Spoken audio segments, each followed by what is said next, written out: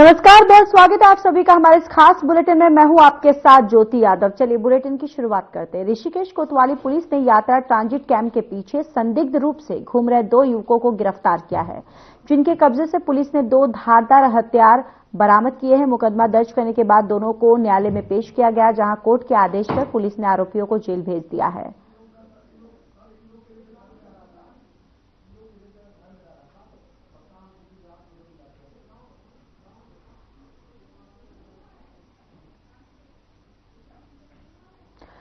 अड़तीसवें राष्ट्रीय खेलों के प्रचार प्रसार और नशा मुक्त भारत अभियान के अंतर्गत टनकपुर स्टेडियम से बूम मंदिर 7 किलोमीटर तक मिनी मैराथन दौड़ का आयोजन किया गया, जिसमें जनपद के विभिन्न क्षेत्रों के करीब 300 प्रतिभागियों द्वारा प्रतिभाग किया गया। दौड़ का शुभारंभ पुलिस अधीक्षक और अधिकारियों द्वारा संयुक्त रूप से हरी झंडी दिखाकर किया गया।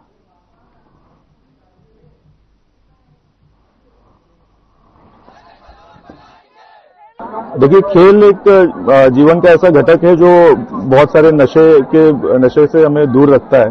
तो इसी मैसेज को लेकर नशे को ठुकराना और खेल को अपनाना, इस मैसेज को लेकर हमने आज ये मैराथन का आयोजन किया था, जिसमें हमारे जनपद से, खटीमा से तथा चंपावत लोहाघाट पहाड़ी क्षेत्रों से भी काफी बच्चों ने पार्टिसिपेट किया। लगभग 250 से 300 बच्चों ने इसमें पार्टिसिपेट किया है और 7 किलोमीटर की यह दौड़ थी जो टनकपुर स्टेडियम से स्टार्ट होकर बूम घाट में एंड हुई है और इसमें काफी सक्सेसफुल आयोजन रहा है। बच्चे भी काफी एक्साइटेड होकर इसमें पार्टिसिपेट कर रहे थे और यही संदेश देते हुए कि नशे को दूर रखना है अपने जीवन से, यही संदेश देते हुए हम लोगों ने ये प्रण लिया है कि इस नेशनल गेम के दृष्टिगत यही सब लोग अपना एक जीवन का प्रण लेंगे कि हम लोग नशे से दूर रहेंगे।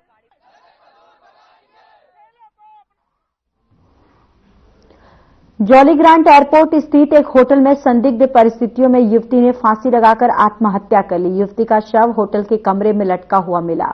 मृतक युवती की पहचान अंजलि टेहरी गढ़वाल के रूप में हुई है, तो वहीं पुलिस मामले की जांच में जुटी है। पुलिस ने मृतक महिला के शव को कब्जे में लेकर पोस्टमार्टम के लिए भेज दिया है।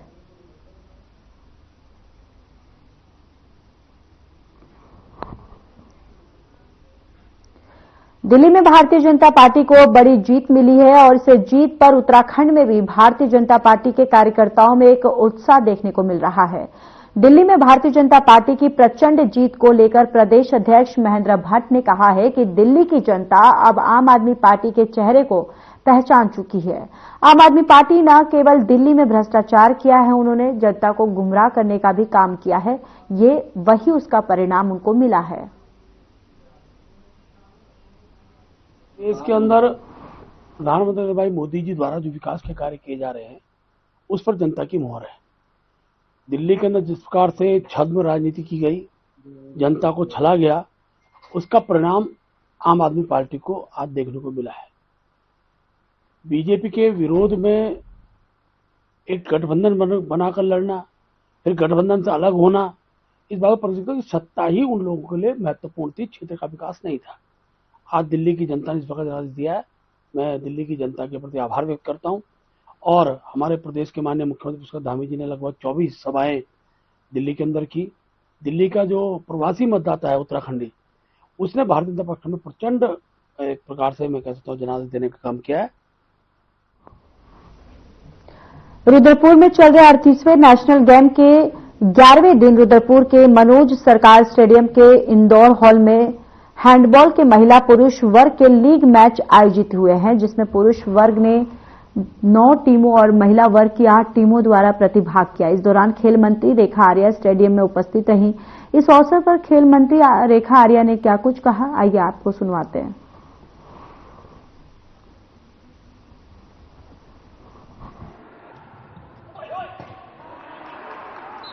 नेशनल गेम का हैंडबॉल की शुरुआत करने का आज यहाँ पर मौका मिला है। निश्चित रूप से हमारे विभिन्न राज्यों से आए हमारे खिलाड़ी, चाहे वो महिला हो चाहे वो पुरुष हो, तो आज सबसे संवाद भी हुआ है। एक अच्छी शुरुआत यहाँ से हो रही है। आने वाले समय में भी इस प्रकार के इवेंट्स यहाँ पर होते रहेंगे। ये आज के इस दृश्य से ऐसा प्रतीत होता है।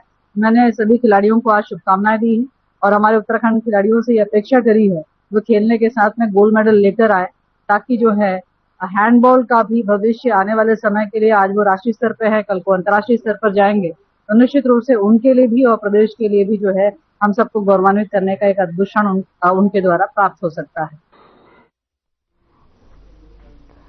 बीजेपी संगठनात्मक चुनाव प्रक्रिया के संदर्भ में प्रदेश स्तरीय कार्यशाला का आयोजन हो रहा है, जिसमें केंद्रीय पर्यवेक्षक की मौजूदगी में मुख्यमंत्री, प्रदेश अध्यक्ष, प्रदेश सह प्रभारी समेत पार्टी पदाधिकारी ने शिरकत की। बीजेपी प्रदेश अध्यक्ष महेंद्र भट्ट की बैठक में वो भी शामिल हुए, जहां मंडल अध्यक्ष के चुनाव को लेकर चर्चा हो रही है।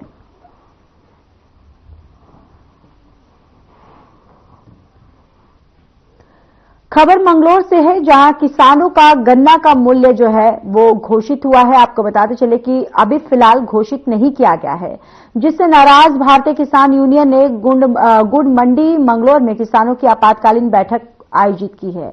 आंदोलन किए जाने पर चर्चा की। भाकियू के जिलाध्यक्ष विजय शास्त्री ने पेराई सत्र समाप्त होने वाला है और लेकिन अभी तक किसान को अपनी फसलों का रेट नहीं मिल पाया है। किसान सरकार के भरोसे बैठे हैं, लेकिन सरकार किसानों की कोई सुध नहीं ले रही है। उन्होंने आगे कहा कि विजिलेंस की टीम भी लगातार किसानों के घरों में छापेमारी कर रही है और जल्द ही किसान हजारों की संख्या में इकट्ठा होकर आंदोलन की तैयारी करने में जुट गए हैं।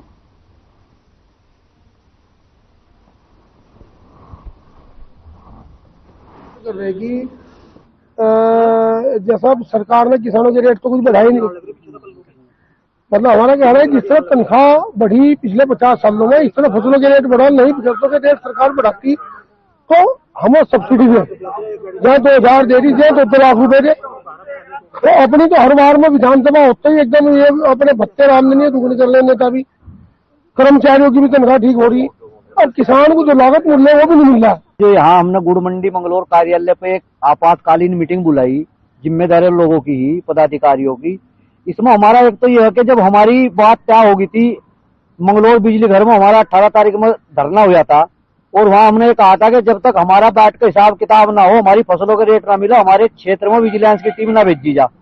वो विजिलेंस की टीम हमारे क्षेत्र में गई अभी 2 दिन पहले और उसने हमारी महिलाओं के लारा, औरतों के लारा, बच्चों के लारा बहुत बड़ी बदतमीजी करी, जायती करी।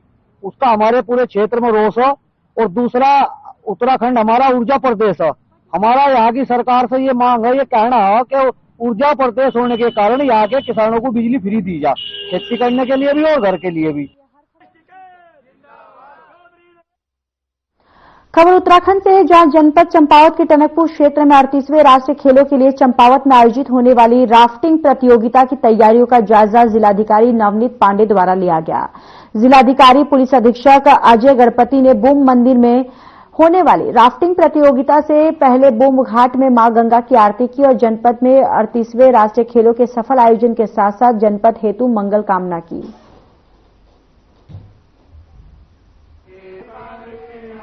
हमने अपने 3 दिवसीय प्रोग्राम जो हमारे राष्ट्रीय गेम के तहत जो राफ्टिंग कंपटीशन आयोजित किया जा रहा है यहाँ पे इस समय शारदा घाट और बमदेव घाट में 8, 9, 10 को ये 3 इवेंट्स हमारे स्लॉट किए गए हैं। उसी के आज पूर्व संध्या पर हमने आज शारदा मैया के आशीर्वाद से उनकी आरती करी, उनके आशीर्वाद से आज हमने इस गेम्स को शुभारंभ किया।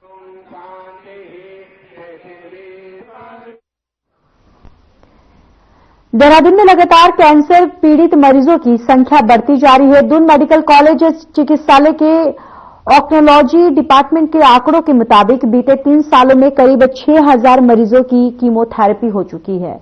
तो देहरादून में कैंसर मरीजों की संख्या बढ़ना चिंता का सबब बनी हुई है। दून अस्पताल का कैंसर विभाग इस दिशा में भी शोध करने में जुटा हुआ है कि देहरादून के किस क्षेत्र में कैंसर से पीड़ित मरीजों के मामले सबसे अधिक आ रहे हैं। शोध रिपोर्ट आने में समय लग सकता है, लेकिन दून अस्पताल की कैंसर यूनिट में इस बीमारी से पीड़ित करीब 70% मरीज 3rd और 4th स्टेज में अपना इलाज कराने पहुंच रहे हैं।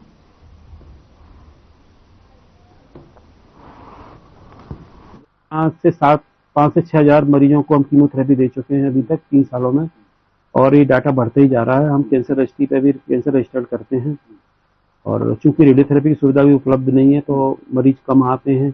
अगर एक बार सुविधा पूरी हो जाएगी तो हो सकता है हमारे पास मरीज काफी ज्यादा, वैसे भी काफी मरीज हैं हमारे पास। नहीं, अभी डाटा जारी नहीं हुआ है, अभी रिसर्च चल ही रही है, उस पर हम काम कर रहे हैं एरिया वाइज। लेकिन उत्तराखंड में यह है कि स्त्रियों में ब्रेस्ट कैंसर और आहार नाल का कैंसर फूड एडल्ट्रेशन की वजह से शायद आंतों का कैंसर काफी ज्यादा है, और जेंट्स में मुंह और गले का कैंसर और फेफड़ों का कैंसर बहुत ज्यादा है, और प्रोस्टेट का कैंसर। ये एक सोचने वाली बात है हमारे उत्तराखंड के लिए। यहां रुकेंगे, एक छोटे से ब्रेक के लिए, जल्द हाजिर होंगे।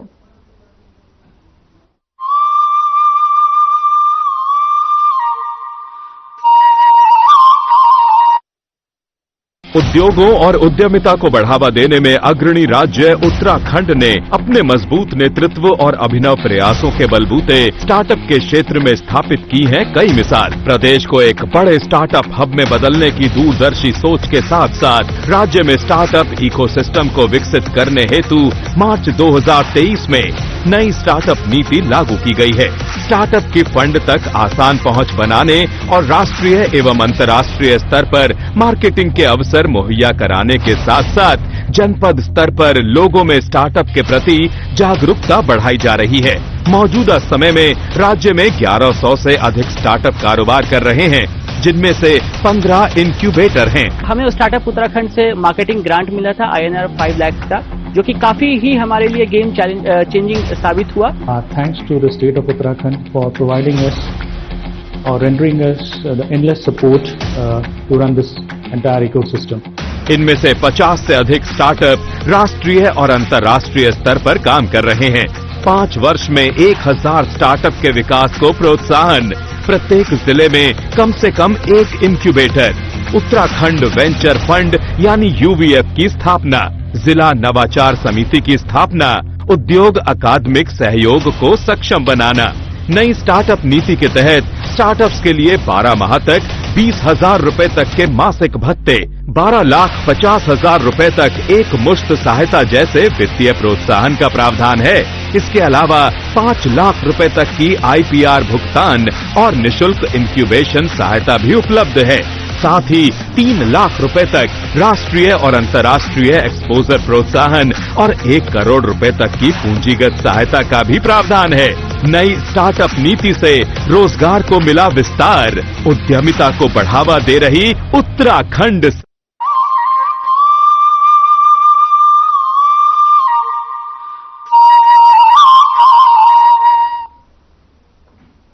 ब्रेक के बाद स्वागत है आप सभी का। चलिए अब खबरों में आगे बढ़ते हैं। उत्तराखंड में निकाय चुनाव संपन्न होने के बाद चयनित अभ्यर्थियों को नियुक्ति पत्र सौंपने का सिलसिला जारी है। इसी क्रम में बीते शनिवार को मुख्यमंत्री पुष्कर सिंह धामी ने कृषि, उद्यान, समाज कल्याण विभाग में चयनित 609 अभ्यर्थियों को नियुक्ति पत्र सौंपा, जिसमें 333 सहायक कृषि अधिकारी उद्यान और खाद्य प्रसंस्करण विभाग में वर्ग 2 के 37, वर्ग 2 के 227 और 12 सहायक समाज कल्याण अधिकारी शामिल रहे।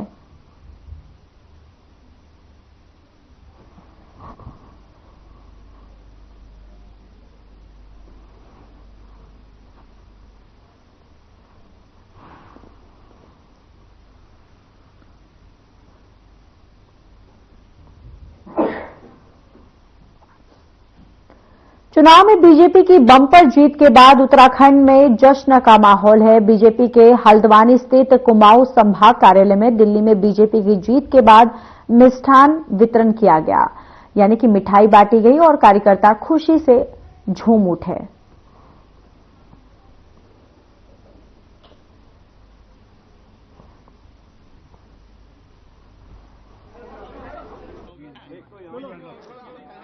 जहां तक नरेंद्र मोदी का जादू चलने का सवाल है, नरेंद्र मोदी जी का जादू तो पूरे विश्व में चल रहा है। अब पूरा विश्व उनका लोहा मान रहा है और दिल्ली की जनता ने भी उनको सर आंखों पर बिठाया है। और मैं दिल्ली की जनता को बहुत कोटि कोटि धन्यवाद करता हूं कि उन्होंने बहुत लंबे अंतराल के बाद आज भाजपा को सत्ता सौंपी है। तो निश्चित ही इसके परिणाम अच्छे उनको मिलेंगे, एक अच्छी स्वच्छ सरकार मिलेगी और जो लोग बहुत बड़ी डींगे हाँक रहे थे वो खुद ही हार गए हैं। इसलिए जनता ने ऐसा निर्णय लिया है इस बार कि एकदम बिल्कुल साफ सुथरा निर्णय लिया है। मैं समझता हूं कि जनता के हित में ये निर्णय हुआ है, जनता को बहुत बहुत शुभ लाभ मिलेगा।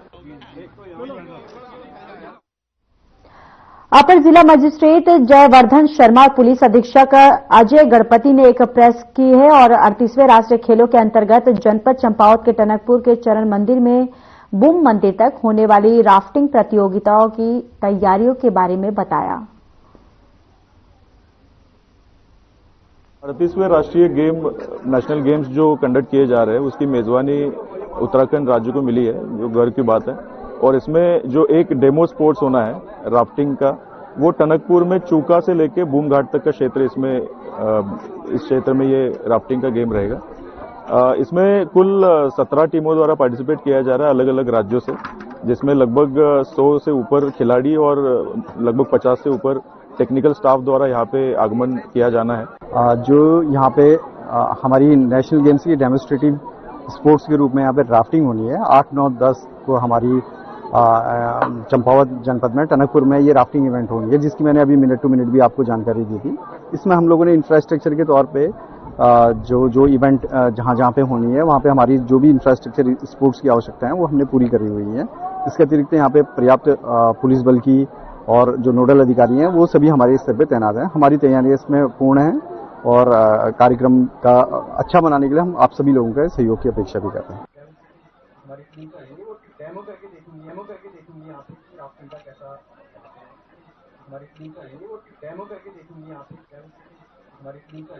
जनपद में अलग अलग घटनाओं में 3 लोगों की मौत हो गई है। पुलिस ने तीनों ही मृतकों के शव को कब्जे में लेकर पोस्टमार्टम के लिए रुद्रपुर भेजा है और पूरे मामले की जांच शुरू कर दी है। पहला मामला किच्छा का है, जहां कुछ महीने पहले सड़क हादसे में घायल हुए युवक की उपचार के दौरान मौत हो गई। तो वहीं दूसरा मामला पंतनगर का है, जहां खेत में काम करते समय व्यक्ति की संदिग्ध परिस्थितियों में मौत हुई। तो वहीं तीसरा मामला रुद्रपुर का है, जहां नवोदय विद्यालय के सामने अज्ञात वाहन ने राहगीर को कुचल दिया, जिससे उसकी मौके पर ही दर्दनाक मौत हो गई। मृतक की शिनाख्त नहीं हो पाई है। रुद्रपुर के एसपी सिटी उत्तम सिंह नेगी ने बताया कि आगे की कार्रवाई पोस्टमार्टम के बाद की जाएगी।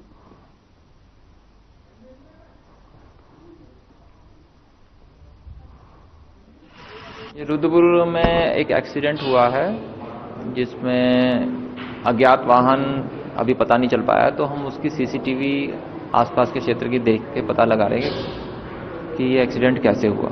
जैसे ही पता चलेगा संबंधित के खिलाफ कार्रवाई करी जाएगी। शहर में ये कृषि कार्य करने वाला एक व्यक्ति था जो कि काम कर रहा था, तो इसकी बॉडी मिली है और कारणों के इसका पीएम के लिए भेजा गया है इसकी बॉडी को, और कारणों का पता लगाने के लिए पीएम किया जा रहा है।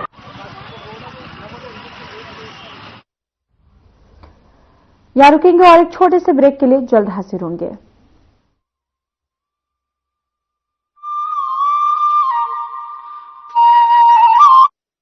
हर परिवार का हो अपना घर, यही है प्रधानमंत्री आवास योजना का लक्ष्य। उत्तराखंड सरकार ने पिछले कुछ वर्षों में गरीब और जरूरतमंद परिवारों को अपना पक्का मकान देने का सपना साकार किया है, जिसमें प्रधानमंत्री आवास योजना शहरी के तहत 64,961 मकान बनाए जाएंगे एवं डीबीटी यानी डायरेक्ट बेनिफिट ट्रांसफर एवं ब्याज सब्सिडी के रूप में 976.61 करोड़ की धनराशि लाभार्थियों को निर्गत की गई है। शहरी क्षेत्रों में इस योजना के तहत BLC यानी बेनिफिशियरी लेड कंस्ट्रक्शन के अंतर्गत आवास निर्माण हेतु 1.5 लाख केंद्र सरकार तथा 50,000 की राशि राज्य सरकार द्वारा दी जा रही है।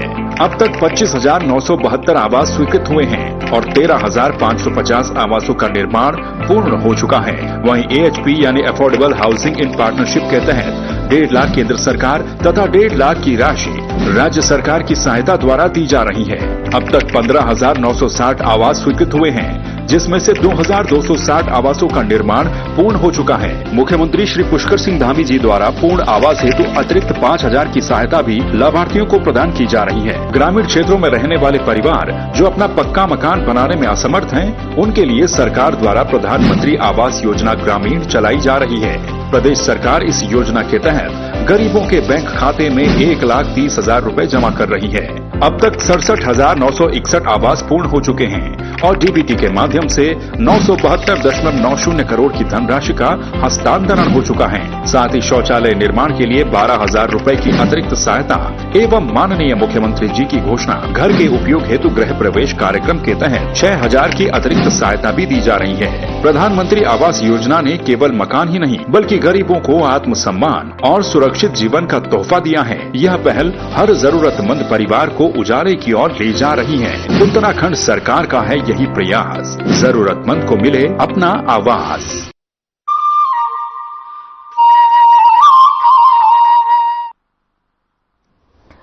ब्रेक के बाद स्वागत है आप सभी का। चलिए अब आगे बढ़ते हैं। डोईवाला थाना क्षेत्र अंतर्गत जोली ग्रांट के एक होटल में युवती का शव फंदे से लटका हुआ मिला था। इस मामले में पुलिस ने स्पष्ट किया है कि अभी तक ये मामला आत्महत्या का है और युवती के साथ गैंगरेप की सोशल मीडिया पर अफवाह फैलाई जा रही है।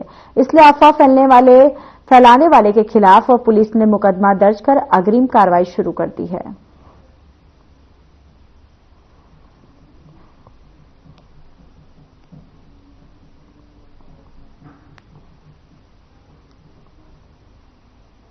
कल का घटनाक्रम है।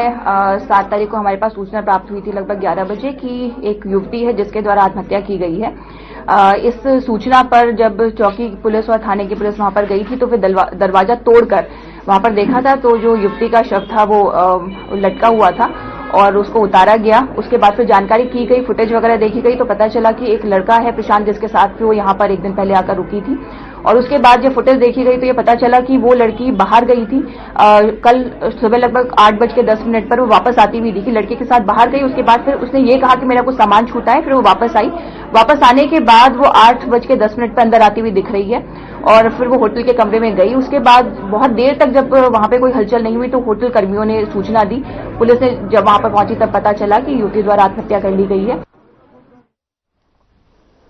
उत्तराखंड के मुख्यमंत्री पुष्कर सिंह धामी प्रयागराज दौरे पर रहेंगे। यहां वे कई महत्वपूर्ण कार्यक्रमों में शामिल होंगे। इस दौरान महाकुंभ क्षेत्र में सीएम उत्तराखंड मंडपम का दौरा करेंगे। साथ ही कहा कि महाकुंभ नगर का निरीक्षण करेंगे। इसके अलावा वे संगम में डुबकी लगाकर साधु संतों का आशीर्वाद भी लेंगे।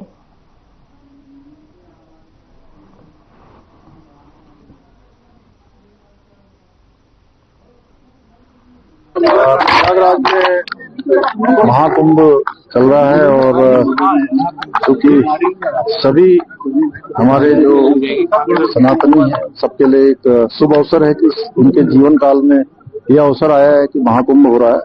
तो भगवान से प्रार्थना करेंगे, माँ गंगा से, यमुना से, सरस्वती से देवभूमि की तरक्की हो, हमारे देश की तरक्की हो। हमारे प्रधानमंत्री मोदी जी के नेतृत्व में जो विकसित भारत का संकल्प है वो संकल्प पूरा हो, भारत फिर से विश्व गुरु बने।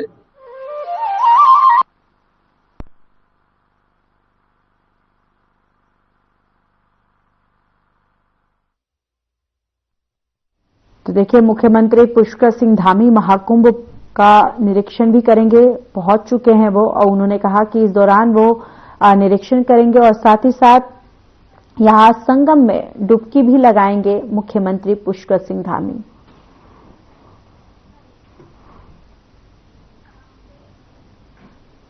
हल्द्वानी में आगामी 14 फरवरी को राष्ट्रीय खेलों का समापन होना है जिसमें गृहमंत्री अमित शाह शिरकत करेंगे। इसको लेकर जहां शासन प्रशासन तैयारियों में जुटा है तो वहीं भारतीय जनता पार्टी भी गृहमंत्री अमित शाह के कार्यक्रम के स्वागत की तैयारी में जुट गई है। हल्द्वानी में कुमाऊं संभाग कार्यालय में जिलाध्यक्ष प्रताप बिष्ट ने विधायकों और मेयर सहित पार्टी के वरिष्ठ कार्यकर्ताओं के साथ बैठक कर राष्ट्रीय खेलों के समापन को भव्य रूप दिए जाने को लेकर रूपरेखा तैयार की है।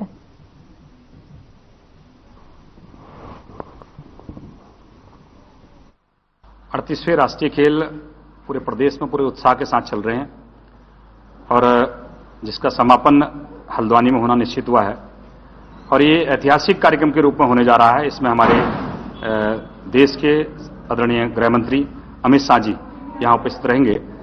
मैं धन्यवाद देना चाहूंगा हमारे प्रदेश की सरकार को और जितनी व्यवस्थाएं यहाँ रही माननीय मुख्यमंत्री जी को कि उनके मार्गदर्शन में, उनके निर्देशन में लगातार उत्तराखंड तरक्की कर रहा है और खेल की दिशा में भी एक बड़ा आयाम हमने रचा है, बड़ा हम प्राप्त किया है। क्योंकि जिस खेल को आयोजन में छोटे स्टेटों में नहीं जाते थे, लेकिन आज एक छोटा स्टेट होने के बाद भी उत्तराखंड के गौरवमयी क्षण आए हैं कि हमने एक बहुत सुंदर और सफल आयोजन के रूप में खेलों का यहां आयोजन किया है।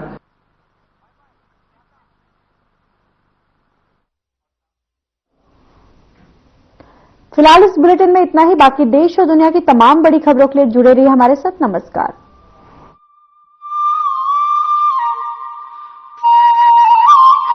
हर परिवार